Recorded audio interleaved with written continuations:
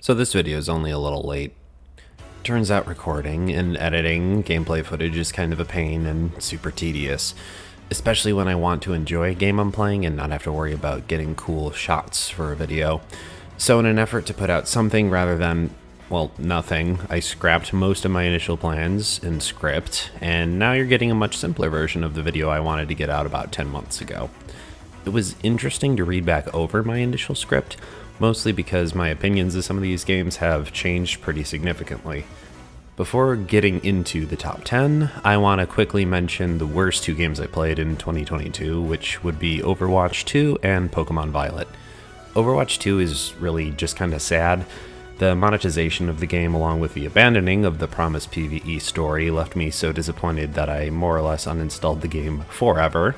It's also infuriating that Overwatch 1 is just not available to play, because I probably would play it in some capacity every once in a while if it were still there. Pokemon Violet is really just a complete travesty of a game. I bought it used and I still feel pretty dirty about it. The game left such a bad taste in my mouth that I ended up dragging down my opinion of another game on this list all the way from third to Pokemon Legends Arceus is the best Pokemon game to be released in decades. The new capture mechanics, battle style, and more open world were definitely what the series has long needed.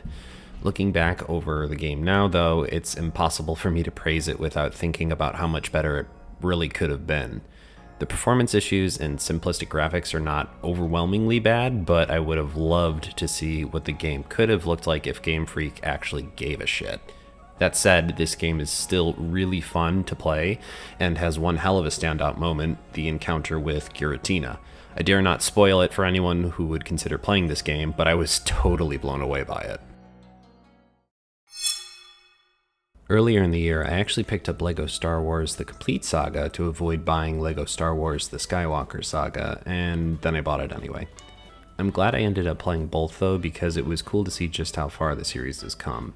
It's pretty clear to me that the people who worked on the Skywalker Saga had played and enjoyed the originals, because this game is a marked improvement in pretty much every way imaginable.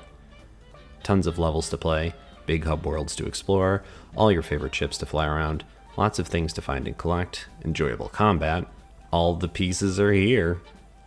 And holy shit, are there a lot of characters you can play. If you can think of a Star Wars character that's existed, there's a very good chance that they're here. There's like 10 different Han Solos you can play as. It's nuts. If this game had existed while I was a child, I'm sure I would have played it endlessly, and it would easily have been one of my most favorite games.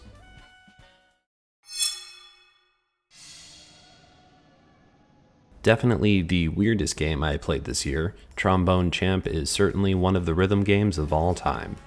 Imagine Guitar Hero, but with a much cooler instrument, and trading cards, and monkeys, and turds. Random and stupid is my kind of funny, and Trombone Champ is chock full of it. The game knows what it's about, and it owns it. If I had a gripe, it would be that the song library is kind of limited, since it's mostly full of music that the devs could probably easily get the rights to, but they add a few more with every update, and there's a pretty active modding community, and the developers are in full support of it. I'm not too sure what else to really say about this. It's just one of those games you'll have to experience for yourself. Omega Strikers is easily one of the most fun new multiplayer games I've played in a long while. The variety in the characters and their abilities, the quick in and out matches, the game being completely free to play, there was some serious potential here. For one reason or another though, it just didn't quite take off. I know for me personally, I had other games I wanted to get to, and just other stuff going on, but anime MOBA air hockey was a genre of game I never would have expected to enjoy this much. Those moments where you manage to hold a 1v3 when both of your opponents have been knocked out, or that perfectly lined up pass that you shoot to your teammate only for them to score, is just so exhilarating, and I can't get enough of it.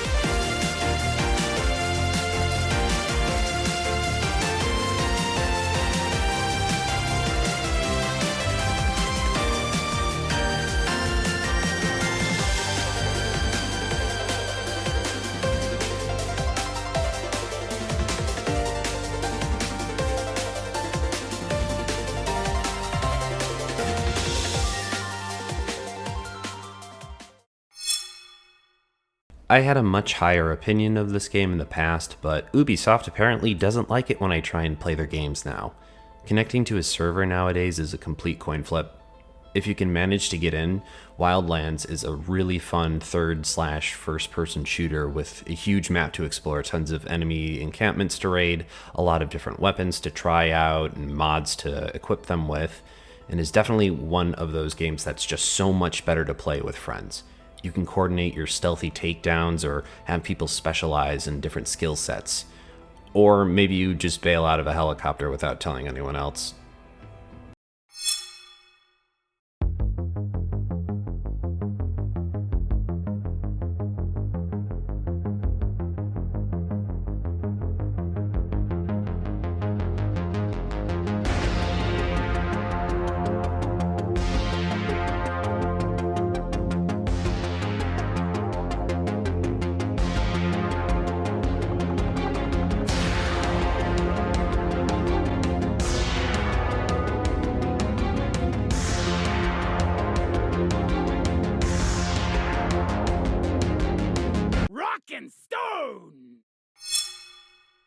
Phasmophobia continues to improve with every update, so I continue to keep playing it. My Steam replay had it listed as my third most played game last year, and that was mostly logging on to play the new events or whenever a new update dropped.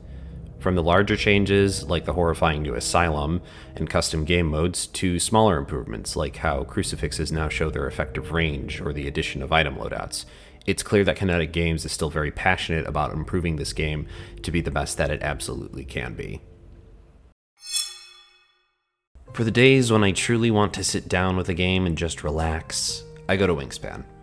A fine digital adaptation of my favorite board game, Wingspan is all about managing resources, striving to beat your opponents to objectives, and setting up engines to generate as many points as possible by the game end. Sometimes you have a clear idea of what exactly your habitats are going to be doing from the start, and others you have to figure it out as you go. And that's probably what I like best about the game. Finding different ways to outvalue your opponents with the birds that you have available to you can be challenging, but it always feels rewarding when you manage to do it. Very few games I've played of Wingspan have felt one-sided, and while there's limited interaction with other players, there's still enough going on where you need to be mindful of what your opponents are doing. I cannot wait for them to release all the other expansions that this game has, and hope the team continues to work on and improve what is already an amazing experience. Monster Hunter Rise Sunbreak, the most recent game in my favorite franchise.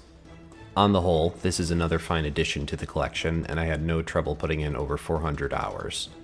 There are some crazy new fights in this game, with Espinas, Malzeno, Garangolm, and Violet Mizu coming to mind as some of the best. Switch skills are also a great addition to the game to add depth to the roster of the existing weapons. Some of them really drastically change how you would go about playing a weapon, and I think that's a very welcome change. The post-game grind is just too long and tedious, and honestly something I don't really have time for these days, but I'm glad that Capcom at least decided to put some fun event quests back in to make me come back from time to time. Where I have concerns is the speed at which the game moves. Hunters in Sunbreak are flashy and faster paced than they were in past games, to the point where it feels less like a Soulsborne and a little bit more towards hack and slashy. It's still pretty far from that, but it is jarring to go back and forth from playing Monster Hunter World Iceborne to this. I honestly prefer Iceborne's style of gameplay a bit better. It's more akin to the Monster Hunter games of old, but Sunbreak was a really fun ride while it lasted.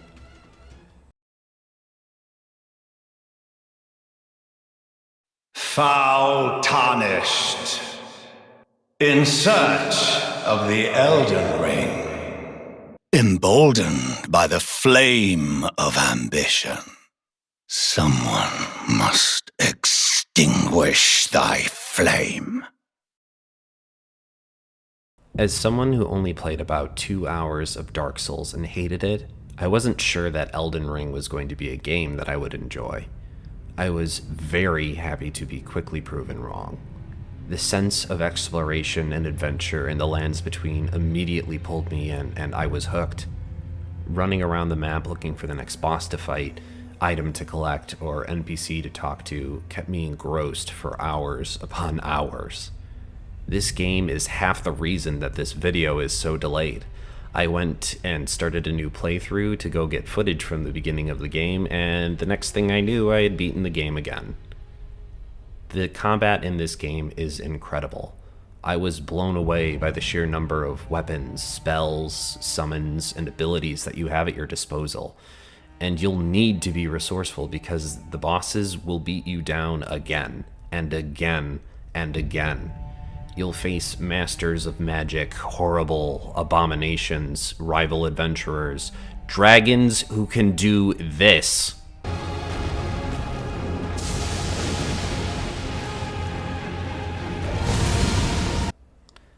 And when you finally master the boss enough to squeak out your win, the feeling is incredible. I know that at this point everyone has sung this game's praises to heaven and back, but in this case it is completely deserved because without hyperbole, Elden Ring is easily one of the greatest games to have ever existed.